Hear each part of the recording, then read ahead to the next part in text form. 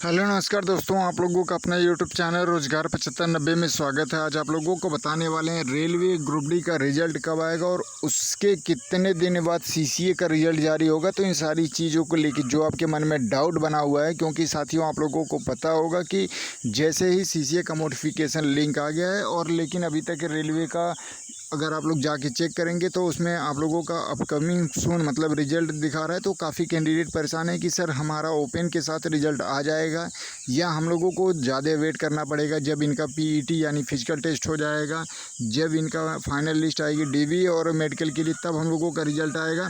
क्या हम लोगों को कैसे पता चलेगा कि हमारा स्कोर कितना बन रहा है, या हम लोगों को 2 से 3 महीने और भी इंतज़ार करने पड़ जाएंगे। क्योंकि उनका साथियों कहना था कि देखिए आज अगर रिजल्ट आता है तो कम से कम रेलवे इनको फिजिकल की तैयारी करने के लिए 20 से 25 दिन देगा, फिर 20 से 25 दिन इनकी फिजिकल कराने में लग जाएंगे, तो लगभग 1.5 से 2 महीने का समय इसमें बीत जाएगा। तो हम लोगों को क्या इतना लंबा और भी इंतज़ार करना पड़ेगा।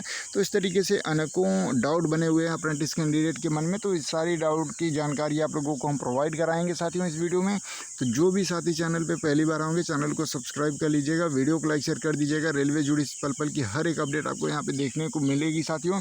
तो जैसे कि आप लोगों ने थंबनेल में भी देख लिया होगा कि RRB group D result date आ गई है और उसके बारे में आपको हम बताएंगे कि कब तक आने की संभावना है और यहाँ पे सीसीए का रिजल्ट कब आएगा, कितने दिन बाद आएगा और इस दिन जो जारी होने की डेट संभावना है वो चीज़ें दिखाते हैं। देखिए आप लोग यहाँ पे साइड में देख पा रहे होंगे आरआरबी ग्रुप डी रिजल्ट 2026 सोन, यहाँ पे आप लोगों को अभी भी शो कर रहा था सरकारी रिजल्ट पे। तो देखिए काफ़ी कैंडिडेट जैसे ही नोटिफिकेशन लिंक आया तो यहाँ पे देखिए उनका मतलब कहना था कि सर हमने तो अप्रेंटिस का डिटेल ही मतलब डाला था, लेकिन उसमें जो क्वालिफ़िकेशन है उसमें तो हमारा ये गलत हो गया है, क्वालिफ़िकेशन में हमने तो इसको ऐड ही नहीं किया है। तो क्या उसके लिए ओपन होगा या नहीं होगा, तो उससे पहले आप लोगों को पहले ये डेट जानना ज़रूरी है। तो देखिए यहाँ पे आप लोगों को डेट शो कर रहा है, यहाँ पे देखिए 17/6/2026 से लेके 23/6/2026 तक आपका ये ओपन रहेगा। तो इसके बाद ही रिजल्ट आने की जो अपडेट आ रही है कि देखिए जब अप्रेंटिस से उनका 1/3 के लिए एनएसी का डिटेल ले लिया जाएगा उसके बाद ही रेलवे ग्रुप डी का रिजल्ट जारी होगा।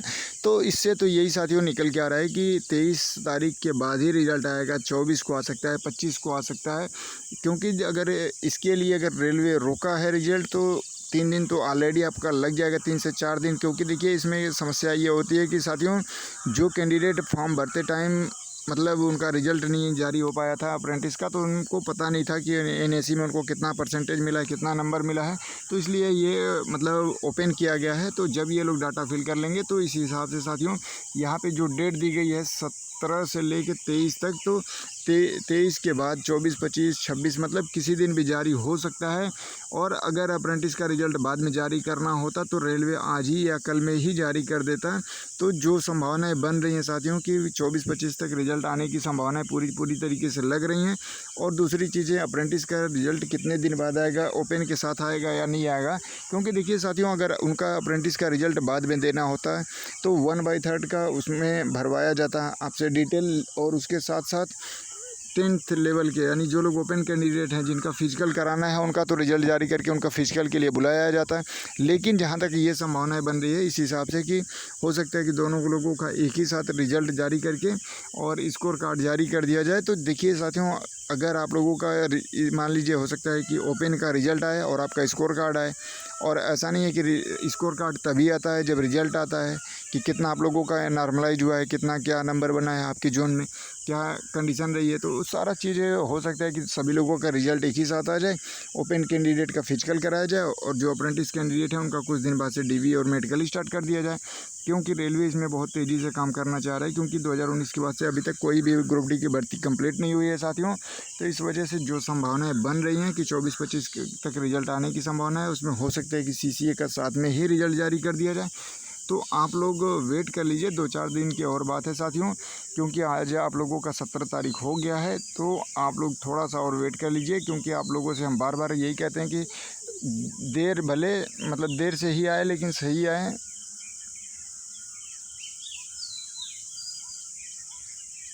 तो जैसे कि आप लोग यहाँ पे देख पा रहे होंगे कि एक कैंडिडेट ने अपना फॉर्म भरने का जो पीडीएफ होता है उन्होंने शेयर किया है। उन्होंने कहा है कि सर यहाँ पे देखिए क्वालिफ़िकेशन जो है मतलब यहाँ पे तो हमने तो यहाँ पे 10th और आईटीआई ही डाला है और यहाँ पे हमने अप्रेंटिस का ऐड नहीं किया है। तो क्या हमको 1/3 मिलेगा या नहीं मिलेगा, क्योंकि उन्होंने अप्रेंटिस कर रखा है। तो उन्होंने ये कहा कि सर हमने क्वालिफ़िकेशन में ऐड नहीं किया है, तो क्या जो ये ओपन लिंक हुआ है इसमें हम लोग अपना क्वालिफ़िकेशन ऐड कर सकते हैं कि नहीं कर सकते हैं। फिर उनका ये भी कहना था कि सर यहाँ पे तो हमने अप्रेंटिस का डिटेल डाल दिया। देखिए यहाँ पे उन्होंने अप्रेंटिस जो पूछा गया था कि क्या आप सीसीए कैंडिडेट हैं या नहीं, तो यहाँ पे उन्होंने यस किया, तो उनको ये कॉलम भरने को मतलब मिला।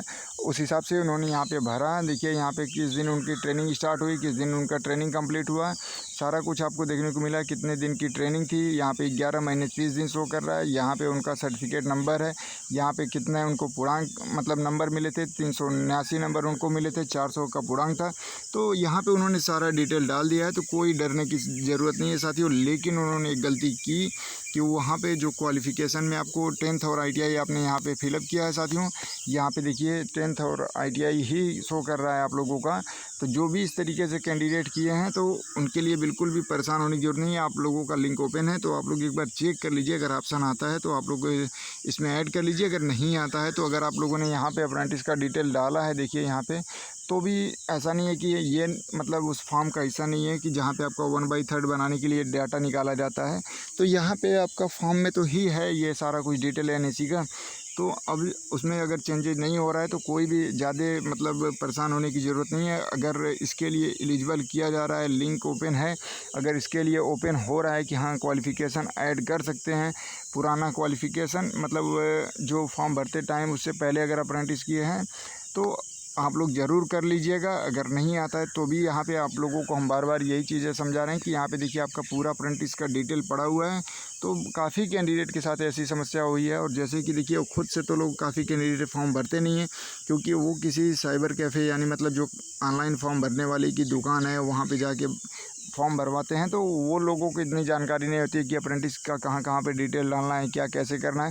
तो उनकी छोटी छोटी गलतियों की वजह से अप्रेंटिस छात्रों का नुकसान हो जाता है साथियों। तो जो भी कैंडिडेट फॉर्म भरने जाए या कुछ भी करने जाए तो उसके बारे में 1 से 2 बार ज़रूर आप लोगों से बोलते हैं कि जानकारी ले लीजिए, वीडियो के माध्यम से या फ़ोन के माध्यम से, मैसेज के माध्यम से आप लोग जानकारी को वेरीफाई कर लें कि हाँ क्या सही है क्या गलत है, उसके बाद ही अगला कदम उठाएँ। क्योंकि साथियों जो चीज़ें आप गलती कर लेते हैं, अगर बाद में उसको सुधारा नहीं जा सकता तो फिर आप उस काफ़ी चीज़ों से वंचित हो सकते हैं। क्योंकि जो भी भर्ती बोर्ड हो उसका एक नियम होता है, रेगुलेशन होता है कि उसके अंदर में ही वो भर्ती कराएगा। अगर आपने छोटी सी गलती की है तो आपको बाहर होना पड़ेगा। तो इस तरीके से देखिए पिछली बार भर्ती में भी 360 प्लस के कैंडिडेट लगभग थे जो रियल अप्रेंटिस थे, रेलवे से अप्रेंटिस करने के बाद DV में क्वालिफाई भी थे साथियों। ये चीज़ें आप लोग ध्यान से सुन लीजिएगा, DV में क्वालिफाई थे, लेकिन जब DV में गए तो जैसे कि यहाँ पे आप लोग देख पा रहे होंगे साथियों, यहाँ पे देखिए कैंडिडेट का जो हमने आपको दिखा रहा है। तो यहाँ पे देखिए जैसे ये 379 यहाँ पे अपना डाटा डाल दिए हैं, 400 का पूर्णांक है। लेकिन अगर ये यहाँ पे इनका अगर सर्टिफिकेट पे 378 नंबर ही रहता है तो भी इनको बाहर किया जाएगा, क्योंकि वहाँ पे मिसमैच काफ़ी लोगों का हमारे पास PDF भी है। हम अगर आप लोग कहेंगे तो अगली वीडियो में पूरी दिखा के आपको प्रूफ के तौर पे दिखा देंगे कि हाँ इसमें क्या लिखा है, क्योंकि हमने उसको पढ़ा, उसके बारे में हमने कई वीडियो भी दी है कि देखिए उसमें लिखा हुआ है साफ साफ कि आपका जो अप्रेंटिस डिटेल है या अप्रेंटिस का मार्क्स है वो मिसमैच कर रहा है। तो इस तरीके से मिसमैच करेगा तो भी दिक्कत हो सकती है। तो जो भी कैंडिडेट हैं आप लोगों से हम इसीलिए बोलते हैं कि देखिए 2-4 मिनट की वीडियो होती है, आप लोग सोचते हैं कि नहीं हम क्यों देखें, तो आप 2-4 मिनट की वीडियो देख के समय अपना मतलब बेकार नहीं करना चाहते हैं। लेकिन जब आपका कोई भी गलती हो जाता है तो उसके लिए 4 दिन आप दौड़ते हैं इधर उधर, 4 लोगों से पूछते हैं, 4 लोगों को क्या कॉल करते हैं, 4 दिन डिस्टर्ब रहते हैं, उसमें आपकी पढ़ाई भी नुकसान होती है। तो इसीलिए हम कहते हैं कि 4 दिन नुकसान करने से बेहतर है कि 4 मिनट की जो महत्वपूर्ण वीडियो आपको प्रोवाइड कराई जाती है उसको डबल स्पीड में आप करके देख लीजिए, क्या बताया गया है, क्या नई अपडेट आई है, क्या चेंजेज हुए हैं। तो इसको जानना आपको बहुत ज़रूरी होता है। तो आप लोग कोई भी काम करने से पहले उसको 1 बार 2 बार ज़रूर जांच लें, जान लें उसके बारे में, तभी आप लोग आगे का स्टेप बढ़ें। तो जो भी साथी के मन में डाउट था कि रिज़ल्ट कब आएगा ग्रुप डी का, तो हमने बता दिया कि रेलवे अगर आज नहीं जारी करता है तो आप लोग इसके बाद मान के चलिए कि 24-25 को ही जारी होगा, क्योंकि 17 से 23 तक का जो अप्रेंटिस का मॉडिफिकेशन लिंक है उसके बाद ही रिज़ल्ट आ सकता है। और जहाँ तक संभावना बन रही कि अप्रेंटिस का भी मतलब उसी दिन जारी हो सकता है, सभी का साथ में ही। तो देखिए अब आगे रेलवे क्या कदम उठाता है, जो भी ऑफिशियल रेलवे की तरफ से अपडेट आएगी तो आपको इसी चैनल यानी रोजगार 7590 पे पूरी जानकारी हम प्रोवाइड करा देंगे। धन्यवाद।